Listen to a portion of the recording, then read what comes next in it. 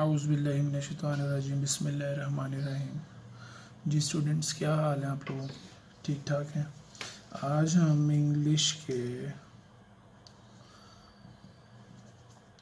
Grammar में जो चीज़ सीखेंगे, यानी टॉपिक जो होगा वो है प्रेजेंट परफेक्ट कंटिन्यूस। आज हम प्रेजेंट परफेक्ट कंटिन्यूस पढ़ेंगे और ये ऑलमोस्ट लेक्चर नंबर बन रहा है 6। स्टूडेंट्स, एक बात याद रखें, प्रेजेंट परफेक्ट कंटिन्यूस ब्लेंड है दो तरह की टेंसेस का, दो तरह की फॉर्मेशंस का। एक उसमें परफेक्ट होता है और एक कंटिन्यूस होता है। इसका मतलब है कुछ हिस्सा काम का मुकम्मल हो चुका है, कुछ जारी है। ठीक है। उर्दू में इसकी जो शनाख्त अक्सर जुमलों में की जाती है, वैसे तो आइडिया जो है उससे आपको देखना चाहिए, वो है ता रहा है, ती रही है, दे रहे हैं, वो सुबह से कर रहे हैं, शाम से कर रहे हैं। इसमें जो सबसे अहम चीज़ है ना, इसकी फॉर्मेशन में टाइम का फैक्टर ऐड होना, उसको हम ज़रा जो है वो समझते हैं कि इसकी जो फॉर्मेशन है वो किस तरह से ऑपरेट करेगी। सबसे पहले अफर्मेटिव में इसमें आएगा सबसे पहले सेंटेंस। इस सेंटेंस में पहले आएगा सब्जेक्ट हैज़, हैव, बीन, फिर वर्ब की फर्स्ट फॉर्म, इसको प्रोग्रेसिव फॉर्म भी कहते हैं, इसको प्रेजेंट पार्टिसिपल भी कहते हैं। उसके बाद आएगा ऑब्जेक्ट, फिर सिंस और फिर फॉर आएगा, आखिर पे एडवर्ब ऑफ टाइम आएगा। ज़ाहिर ये लंबी सी फॉर्मेशन लग रही है, लेकिन ये जब ऑपरेट करेंगे आपको एक एग्जांपल से, फिर ये बड़ी इजी लगेगी। और ये समझ लें कि कहाँ पे हैज़ आना है, कहाँ पे हैव आना है। वैसे तो हम पहले लेक्चर्स में पढ़ चुके हैं, फिर बता देता हूँ। सब्जेक्ट सिंगुलर होगा तो हैज़ आएगा, और अगर सब्जेक्ट फर्स्ट पर्सन सिंगुलर यानी आई जिसको कहते हैं आई, और प्लूरल तो फिर हैव आएगा। याद रखें, इसमें जो है वो यू भी प्लूरल, यू जब एज ए सब्जेक्ट आएगा ना प्रोनाउन, वो भी प्लूरल कंसीडर किया जाता है। और उसके बाद जो सबसे बड़ी बच्चों के लिए परेशानी का सबब बनते हैं वो हैं सिंस और फॉर। सिंस और फॉर को अगर आपने समझना है, सिंस कहाँ पे इस्तेमाल होगा? One point in time.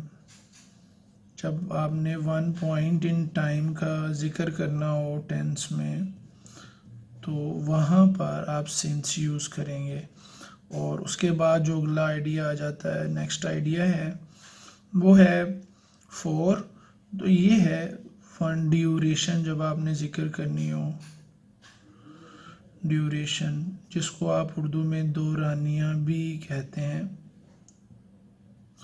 दौरानिया आधे घंटे का भी हो सकता है, 2 घंटे, 3 घंटे, 2 हफ्ते, 2 साल, 15 साल, 10 साल। इसमें दौरानिया में यानी पीरियड ऑफ टाइम जो होता है ना, ड्यूरेशन, इसको पीरियड ऑफ टाइम भी बोलते हैं, पीरियड ऑफ टाइम। तो पीरियड आपको पता है जो है वो एक दौरानिया यानी कोई भी उसमें आ सकता है, उसके लिए फॉर इस्तेमाल होना है। आपको सिंस और फॉर का जो बेसिक कॉन्सेप्ट है ना, वो समझाने के लिए मैं आपको एग्जांपल देता हूँ, ये आपके लिए और इजी हो जाएगा इसको समझना। इसकी example, he has been waiting since 1947। अब आप ये देखें, वन पॉइंट इन टाइम है ना, तो मैंने इसलिए क्या यूज़ किया? सिंस यूज़ किया, और ही सब्जेक्ट हैज़ आ गया, बीन वेटिंग। ये भी हो सकता है he has been waiting for you, और उसमें वो ऑब्जेक्ट आ जाएगा, he has been writing letter since morning. One point in time, since के साथ morning evening, since evening, since 8 o'clock, since 9 o'clock, since 7 o'clock, since Monday, since yesterday, one point in time जो भी होगा ना वो उसके साथ सिंस आ जाएगा। अगर आपने फॉर का इस्तेमाल करना है तो उसके लिए अगर यही आइडिया हो तो आपके पास यानी ऑलमोस्ट 72 के साल बनते हैं 1947 से अब तक अगर देखा जाए 72-73 साल। तो इस एग्जांपल को मैं ज़रा उस तरह से लिखता हूँ तो फिर वो क्या होगा, फॉर के लिए he has been waiting for 72 years। यहाँ से आप देखें 72 ईयर्स ये एक पीरियड है, एक दुरानिया है, इसलिए हमने क्या किया, फॉर यूज़ कर लिया। अब आपके सामने बड़ा क्लियर हो गया होगा कि कब सिंस इस्तेमाल करना है और कब फॉर करना है। अगर आ जाता फॉर 2 डेज हो सकता था, फॉर 2 वीक्स हो सकता था, 2 मंथ्स हो सकता था, 2 ईयर्स हो सकता, 10 ईयर्स हो सकता था, फॉर 1 डेकेड हो सकता था। तो इस तरह से फॉर का जो कॉन्सेप्ट है वो 1 पीरियड ऑफ टाइम है और सिंस का जो है वो 1 पॉइंट इन टाइम है। अब आपको सिंस और फॉर का कॉन्सेप्ट तो क्लियर हो गया होगा। अच्छा, आप समझते हैं ये अफर्मेटिव का स्ट्रक्चर हमने यहाँ पे कुछ सेंटेंसेस के जुमले बनाए हैं, एग्जांपल्स दिए हैं। अब आपके सामने ना नेगेटिव को भी पेश करते हैं। So when you are going to talk about negative, you are supposed to place not after helping verb. Not. One thing must kept in your mind, the verb has or have, helping verb has or have, right after has, have, you are supposed to place not. अक्सर ये ना confusion हो जाती है कि लोग जो हैं वो बीन के बाद लगा देते हैं, तो आप ये ज़हन में रखें फर्स्ट हेल्पिंग वर्ब के बाद आपके लिए इजी रहेगा।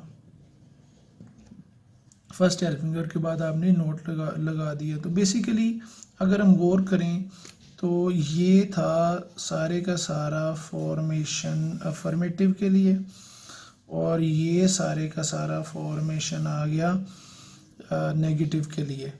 ठीक है जी। और इसमें सिर्फ है इसके बाद नोट लगा देना। जैसे जब से लॉकडाउन हुआ हम लोग क्रिकेट नहीं खेल रहे स्टूडेंट्स, तो हम ये कह सकते हैं I have not been playing cricket, I have not been playing cricket since lockdown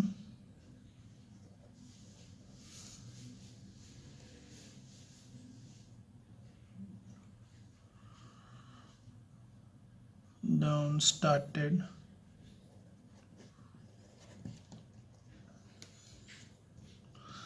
ठीक है जी। अब आप इसमें और भी आइडिया कर सकते हैं। आप I have not been studying my book since lockdown started, we have not been attending classes since lockdown started, I have been waiting since morning। so many examples can be given, but ये एक example था कि आपकी understanding develop हो सके। उसके बाद जो है इंट्रोगेटिव, जिसको आप सवालिया कहते हैं, इंट्रोगेटिव देख लें। इंट्रोगेटिव में पहले क्वेश्चन वर्ड डाला जाता है, उसके बाद हेल्पिंग वर्ब हैज़ या हैव उठा के ले आया जाएगा, उसके बाद सब्जेक्ट आ जाएगा, फिर बीन आ जाएगा, फिर वर्ब की first form plus ING, object हो गया, उसके बाद सिंस या फॉर, फिर एडवर्ब ऑफ टाइम आएगा। ठीक है जी। फिर इसी तरह से एग्जाम्पल आ जाएंगे इसकी भी। इसकी एग्जाम्पल में आप देखें, अगर आप को असाइनमेंट्स दी गई हैं तो पूछा जाएगा हैव यू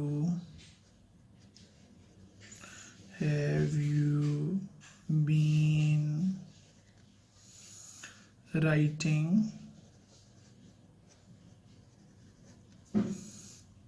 assignments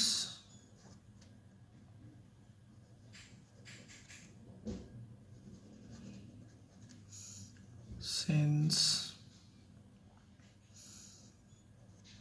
कब से शुरू हुआ था लॉकडाउन? आई थिंक 14 मार्च से शायद शुरू हुआ। तो ये मैं आपके सामने ना रियल एग्जांपल इसलिए कोट कर रहा हूँ ताकि आपको सिचुएशन को ढालना आए इंफॉर्मेशन के अंदर, अदरवाइज बड़ा मुश्किल हो जाता है। You have been writing, sorry इसको हमने बदला है, have you been writing assignment since, और आखिर पे इंट्रोगेटिव मार्क इसमें आता होता है जो कि बहुत ज़रूरी है। और ये भी हो सकता है कि हाउ भी लिखा जा सकता है, शुरू में ना क्वेश्चन वर्ड्स आते हैं, हाउ, वाई, वेयर, तो ये आपका इंट्रोगेटिव मुकम्मल हो जाता है। अगर इंट्रोगेटिव के साथ अगर नेगेटिव आ जाए, इंट्रोगेटिव नेगेटिव एक अलग से कैटेगरी भी कभी कभी बन जाती है, तो सब्जेक्ट के बाद यहाँ पर नोट भी लगाया जा सकता है। तो ये हमारे पास आपका तीनों फॉर्मेशन, मैं एक दफ़ा आपको सारा सम अप कर देता हूँ ताकि आपके लिए आसानी हो जाए समझने में। प्रेजेंट परफेक्ट में has, have been first form आती है और सिंस और फॉर आता है। ये देखें जी, he has been waiting since 1947। और फिर मैंने आपको ये भी बताया था सिंस कब लगना और फॉर कब लगना है। सिंस और फॉर जो है इन ये कंजंक्शंस हैं, इनको जोड़ने के लिए मैंने आपको बताया जब वन पॉइंट इन टाइम हो आपके पास, आप सिंस जोड़ेंगे, सिंस के साथ टाइम जोड़ेंगे, और अगर ड्यूरेशन हो तो फिर फॉर के साथ आप टाइम जोड़ेंगे। इसी तरह से नेगेटिव बनाने के लिए आपके सामने हैज़ के बाद यानी फर्स्ट हेल्पिंग वर्ब के बाद नोट लग जाएगा, बाकी सारा स्ट्रक्चर उसी तरह से ऊपर से नीचे आ जाएगा। यहाँ पे एग्जांपल है, I have not been playing cricket, इसी तरह से इंट्रोगेटिव है, आपके पास पहले क्वेश्चन वर्ड आएगा और फिर हैज़, हैव में से, और सब्जेक्ट यू हो गया, बीन, और ये असाइनमेंट सिंस, ये हमारे पास टाइम आ गया। ठीक है जी, मुझे उम्मीद है आपको समझ आई होगी। अगर कोई आपको नहीं समझ आई तो बेटे आप लोग कांटेक्ट कर सकते हैं गिवन नंबर पर। तब तक के लिए खुदा हाफिज़, अपना ख्याल रखिएगा और पढ़ते रहिएगा। अस्सलाम वालेकुम।